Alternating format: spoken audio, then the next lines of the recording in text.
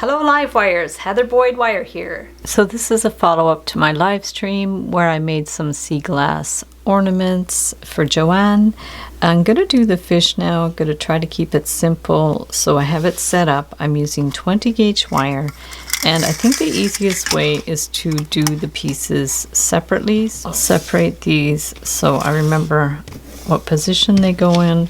We'll start by wrapping the tail. So we want to leave this end slightly clear so we can attach it to the larger piece, and we're just going to bring this one around.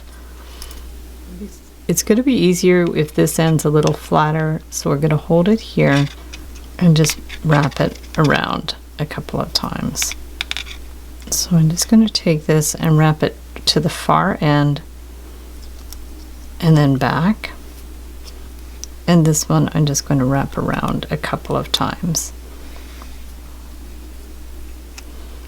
Wrap this here at the intersection and just bring it around. And then this, we can reinforce it a little bit more around here. And we can always reinforce it more later. But at least we have these two pieces that are attached together, and you can clip the end. I'm going to do this one at the top, but we need a loop at the top. Got another piece of wire that's about 18 inches, and I'm going to make a loop here at the top because we're going to have to hang it up. I'm going to bring this one around and that one out that way. And these will just go down to surround the piece. So here's our little piece for the fin. We'll place it in here, and then I'm going to bring back the fish, hold it in place. If it's easier, you can always crazy glue them together a little bit before you start. I'm going to bend one to one side and this one around here just to secure them a bit. We're going to bring back our fish, hold this at the top, and bring this one around. Bring that one around here. You can bring the longer one again to the back. This one we're going to wind around again to hold it in place. Up to the top, center that a bit, and then just clip that one there. So now we have the one fin, and then wrap it in whatever way it's going to hold it in place. So we're going to go back up to here and then bring this one to the back and just wind it around again. And then we can clip the back. So I'll get the other piece of glass and start to wrap it around. We'll just bring it around in a couple of places. You could kind of crisscross them. This one too. Bring one to the back, one to the front. If you need to make a space to place it, just move some of the wires over, stick it right in there where there's a space, and wind it around. If you have a little niche there, you can catch it into there to hold it in place. It's nice when the glass is a little bit ragged that way. So we bring this one around, and then you can wind it around the top again to hold that securely in place. So I'll clip it again.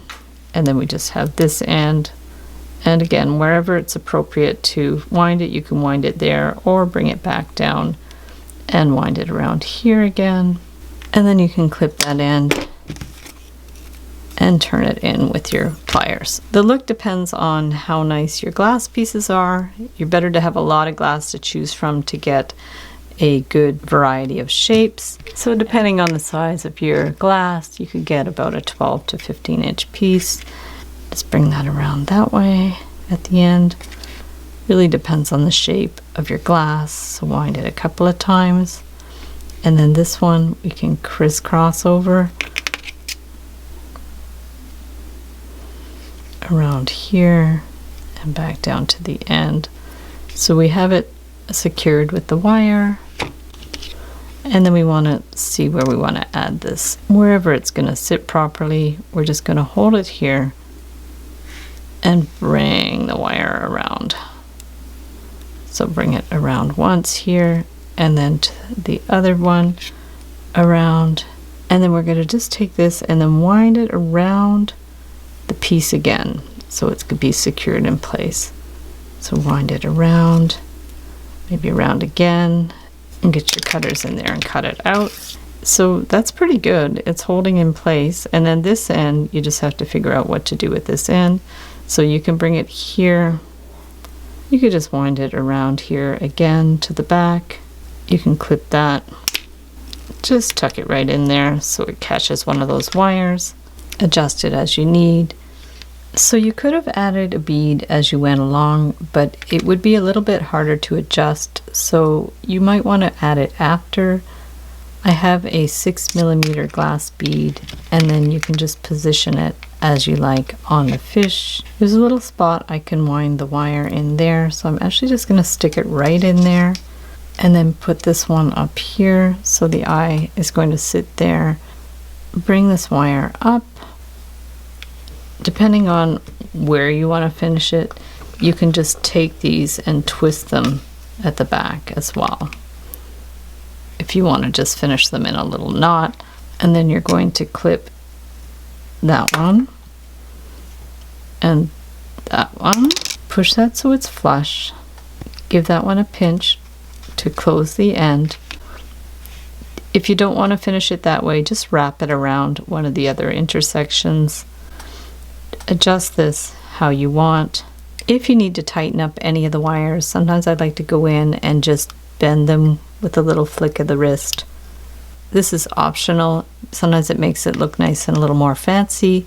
I see this wire's a little bit loose, so I'm just going to tighten it up a bit. And there we have our super cute little fish with the eyeball. So thanks so much for watching the video. Give it a big thumbs up if you liked it. Be sure to subscribe to my channel for lots more wire art and jewelry making videos. Hit the notification bell to be notified when I go live and when I post new videos. And if you'd like to share photos of your wire art and jewelry, be sure to join the Wire Makers Club on Facebook. And if you'd like to check out our work on Etsy, my husband and I specialize in custom wedding cake toppers and funky jewelry. I also have a mailing list, so if you'd like to submit your email, I will send you my free Wire Art Essentials ebook. So thanks again for watching, and we'll see you the next time.